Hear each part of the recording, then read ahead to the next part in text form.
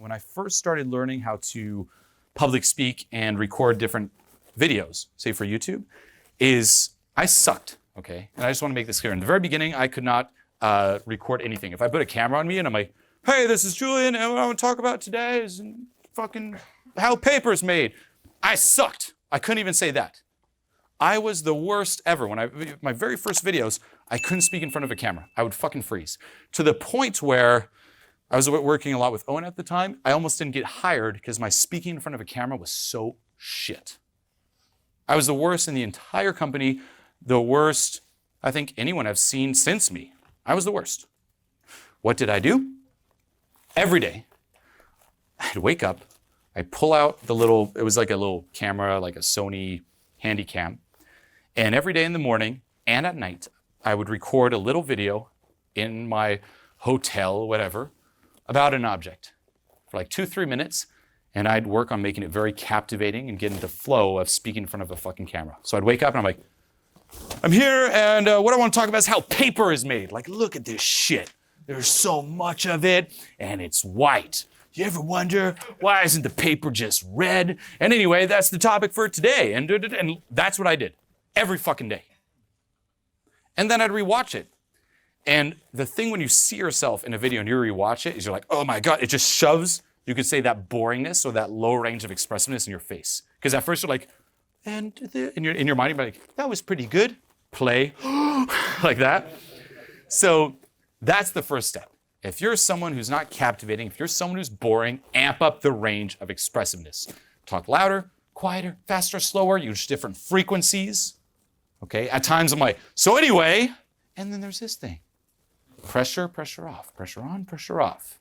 Amp it up. Mixing in different topics, or you could say creating more width. Okay, using different threads. Don't be this very linear, logical person. Now, this goes against what we're conditioned to believe. We're like, you know what? I'm logical. If I'm telling a story, it has to have a point and it has to be concise, right? I was in the grocery store, I bought something, and I went home. Data delivered. That's what you think. It's like, why would someone want to hear more shit? They just want the data, right? No, that's boring. No one wants that. We're not fucking robots. They want that soul, that feel. So add the range instead of being like, I went to the grocery store and home. So I went to the grocery store and man, I walked out and it was dark outside. And I realized, shit, I'm in Scandinavia. Now, bring your awareness to this, by the way. I love this. Was what I said even funny? No. Why is it that it kind of evoked some laughter even in myself? The range, right? It's not what I said, it's the range, it's how it made you feel. This is why a lot of us even listen to different podcasts, or even why probably some of you listen to my videos. It's not even the content, it's just how it makes you feel. Like if I did a podcast on cooking, you'd probably dig it. You're like, yeah, just more experience with Julian talking about cooking, right? Like, for real, if I did a podcast on cooking, who would actually listen to it or check it out at least? Probably a lot of you, right? It's like, yeah, you know, so I take the fucking salad and just cut that. Like, yeah, everyone listen to that. And then using different threads. So how do you keep it captivating? It's not like this topic starts and ends. Next topic starts and ends. You do what I literally just did here. So hey, I was at the grocery store and cooking. 2 stories. I didn't finish that one. I just went into the cooking, right? And by the way, did everyone hear about that egg on Instagram, the one? How whack is that, right, people? Huh? Do you not find that fucking crazy? Like, literally millions of people like to fucking egg. If you don't know this, like, look it up. Like, Kylie Jenner versus the egg. Like, all these contests. Like, that's the shit people care about. What's the other one? It's like PewDiePie versus fucking what? T-Series or some shit? Yeah, it's like, who's gonna win? Is he still winning? You're like, of course, Team PewDiePie. But anyway, back to using multiple threads. What did I just do here? I just added another fucking thread. Now we're back to the original topic of using different threads and going to the grocery store and seeing it was night. So you notice how we just use all these different things. It's not just this one topic. There's many going on and you kind of bounce in between. That's what they did with the Avengers. Anyone see Infinity War? Do you want to know what happens at the end? Can you imagine if I spoiled that one and we're like, never watching this guy again? But But no, that's actually what they did. And actually bringing in the Avengers is another thread that I just brought in right now. So we have a bunch of threads going on. Yeah, the shopping shit, the egg, Kylie Jenner, PewDiePie, the topic of expressiveness, fucking Avengers, multi-threading in the Avengers, right? Fucking a lot to keep you. But that's what they do. What's the Avengers?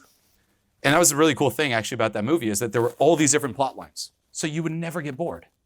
As soon as you start seeing we're so ADD. As soon as you start seeing a little bit too much of these two characters, like say Iron Man and Spider-Man, you're like, okay, I've seen them long enough. 1 minute will do. Boom, it cuts off to the other two, like fucking Captain America and some shit. You're like, something new, something new. It was just constant stimulus.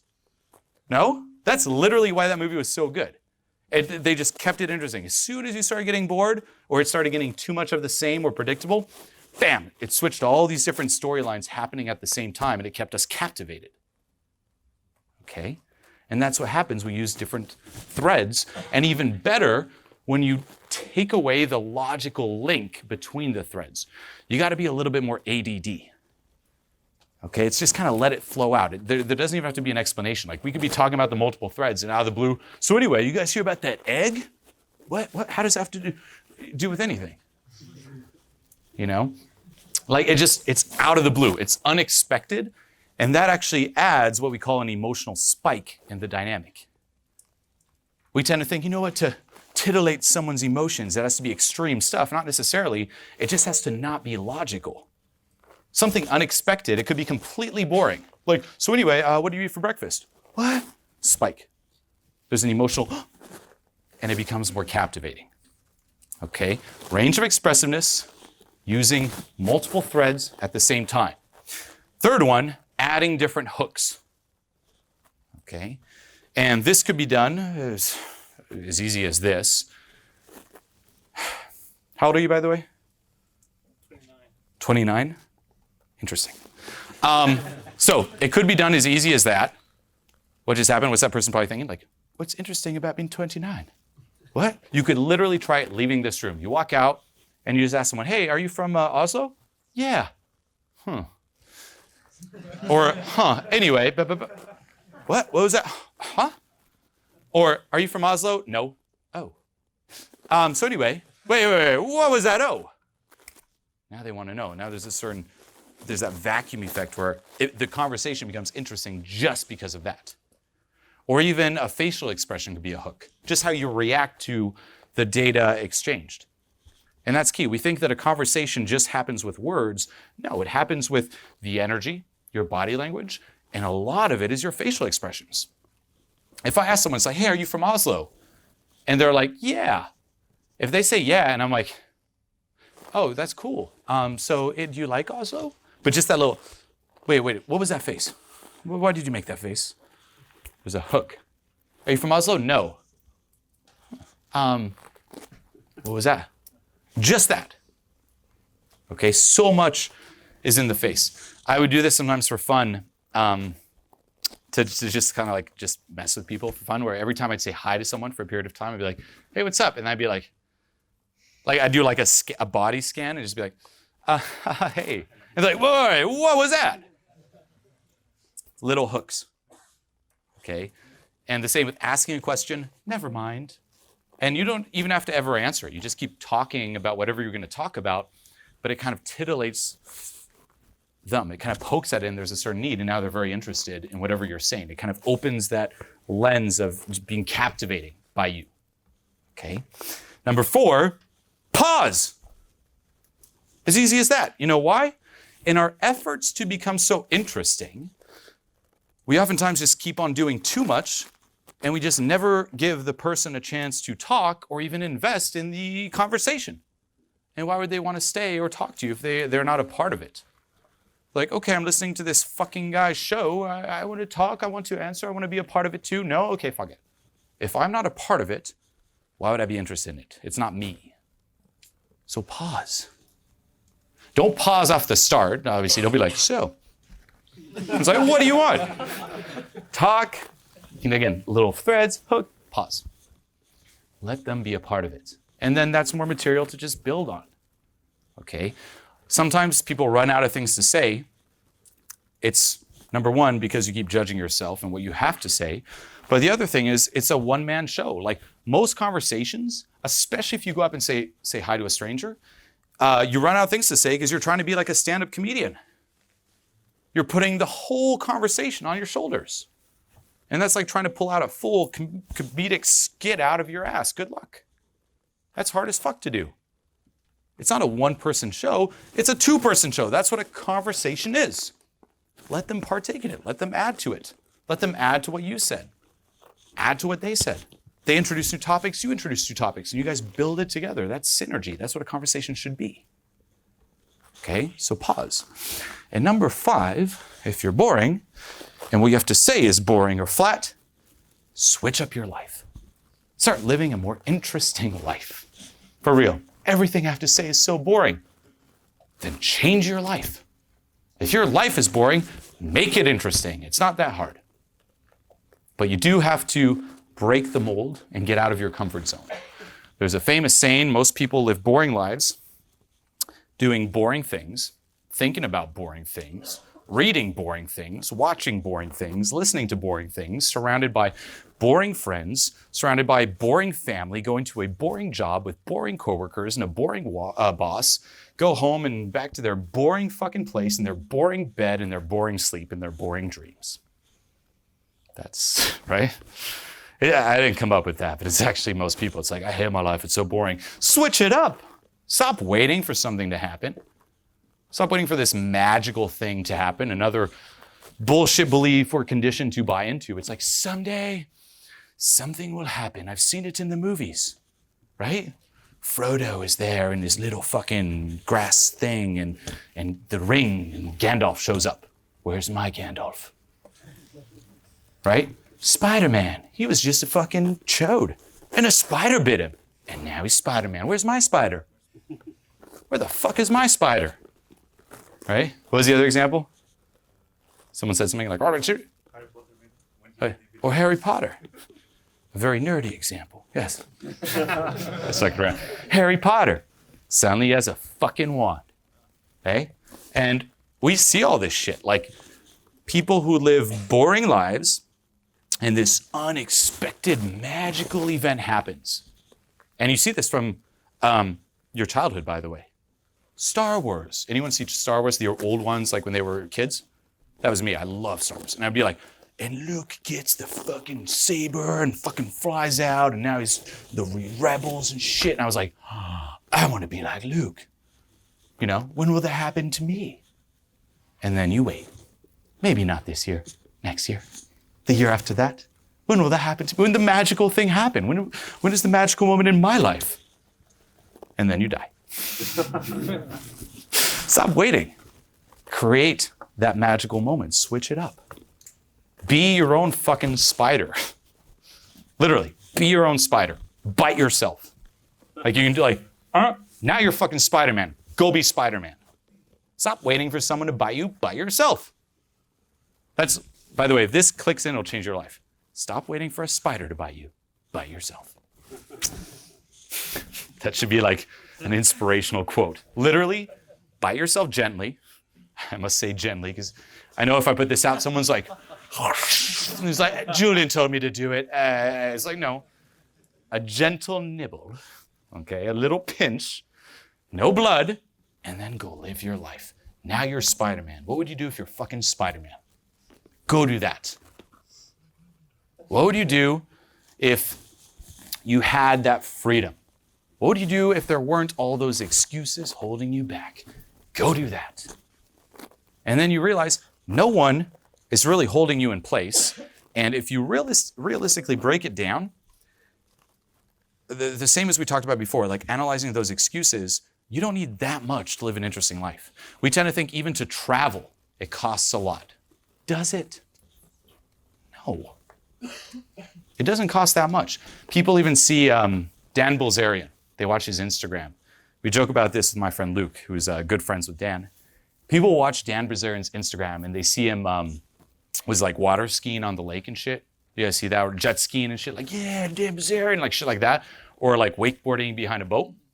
And they're like, man, I want that. Anyone watch that and be like, I want to be fucking Dan fucking on a boat?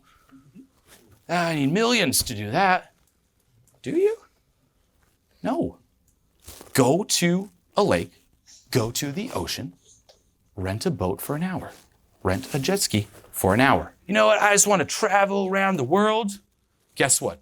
EasyJet, Ryanair, and hostels, couch surfing, or staying up late at McDonald's. Problem solved. Right? No one ever thinks about that. You could literally, like, where do I sleep?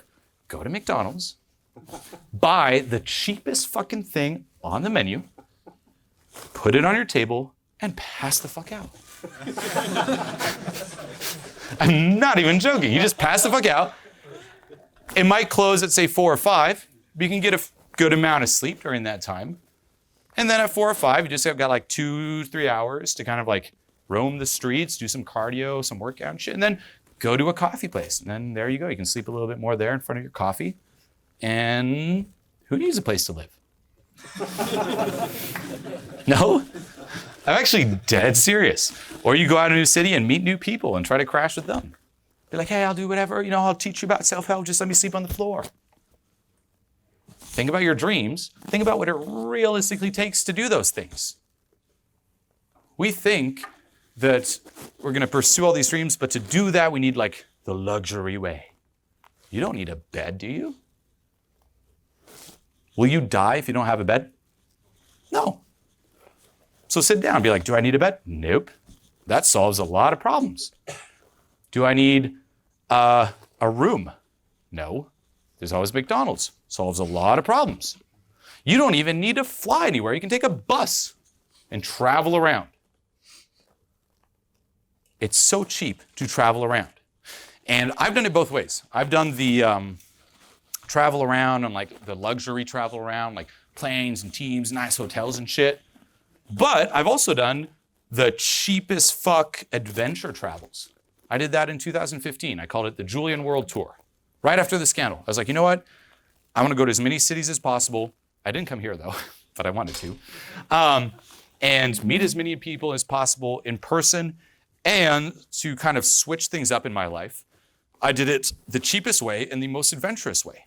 And instead of flying like really nice planes and shit, I take the cheapest planes, or a lot of it were like trains and buses. And I started in America. There I just rented a car, drove around America in this car, slept a lot in the car, and slept a lot in shitty-ass motels. And when I say shitty-ass motels, it's every second of that night, I'm like, what have I done? Like, I walk in, like, you guys don't have it here. It's a motel where it's like the ghettoest of ghetto. You walk there, half of the rooms are booked out by prostitutes, real prostitutes. There's a pimp or more sitting in front, like literally just staring at you go in, and it's like, there's clients coming to the prostitutes, people doing fucking meth in front of their door, like the door's open and shit, fights going on. It's insane. We walk in, and it's me and 3 other people, so we're 4 of us, and we just book 1 room, okay? Who needs more than 1 room? So there's 1 room, sometimes 1 bed, sometimes 2 beds. And some of those motels, if not a lot of them, there's bed bugs everywhere. Do you guys know what bed bugs are? I know he's saying in Norwegian, it's like, I'm bed bugs, but it's like it just through the night, you wake up with all these red, itchy bites. It's horrible. So we'd get sleeping bags. We would never sleep in the sheets because you're fucked. Sleep in the sleeping bags on the bed or on the floor. One of my friends, like, he just liked sleeping on the floor. So he took a lot of the floor spots. Otherwise, we'd kind of switch. And he would always sleep under the nightstand. So it was like the 2 beds, the little nightstand. He's like, see, it feels like a cave in my head. And he'd sleep there. And blood in the bathtub sometimes. One of the motels, like, you could see half the wall was ripped with the door opens, and it didn't fully lock because someone kicked it in. Either someone doing violent shit, or maybe the cops like, what drugs, and go like that. And that's where we stayed. And it was ghetto as fuck. And then there's many ghetto stories. Like I don't know why I thought of this. Like one of the nights that guy slept under the thing, he was like, I really need to piss. And we were in a situation where it was like, there was 2 beds. He was on the floor in between the beds under the nightstand. And we got this little blow up mattress, and we were all just fucking crashed out. And he literally couldn't move without waking up everyone in the room. He's like, fuck, I don't want to wake these guys up, but I really need to piss. And he turns and he sees the fucking coffee maker. So he grabs the coffee maker, Piss is in the coffee maker. None of us know about this. And we wake up the next morning, we're like, what's that smell? What the fuck? Did someone piss everywhere? And he's like, oh, hey guys. And we turn and there's like the window, the little ledge on the window, sun right in, and right there is a hot, boiling fucking coffee maker of piss. And I'm like, if he did that, I'm sure another human has done that before. And I'm sure one of us have stayed in a hotel and got the coffee from the piss pellet. So anyway, that there was actually very cheap to do, and there's actually a cool story, right? Hey, who doesn't want to talk about piss and coffee? All right, think about that tomorrow when you wake up. So that was America. Then we did Europe, and Europe it was like all these trains and shit, and it was also crazy. Like, where did I stay in Europe? A lot of it was just asking people who lived in the city, hey, can I crash on your floor? And I had this blow mattress that would just deflate, so I'd sleep half on the floor. Really weird situations where there was one guy in Lithuania where it was like me, my camera guy, and there was a guy working with me, Sam from Australia. I don't know if anyone remembers this guy. Really cool guy. So it was us three, and we arrive, and there's the bed, a little couch bed, and then the floor, and he's like, okay, one of you takes the bed, another one takes the couch, and then there's a little sleeping bag on the floor. We're like, cool. And then Sam is like, I need a shower, mate. Just got from Australia, fucking dirty and shit. And we're like, I go take a shower. So he takes a shower, comes out, and he's like, guys, we need to talk. And we're like, what, dude? And I'm like, I got the bed, my camera got things, Sam got the floor. And he's like, mate, come here. There's no other room. There's no other bed. And we're like, what do you mean? Like, where does the guy sleep, mate? And I'm like, well, let me ask him. Like, so, where are you sleeping?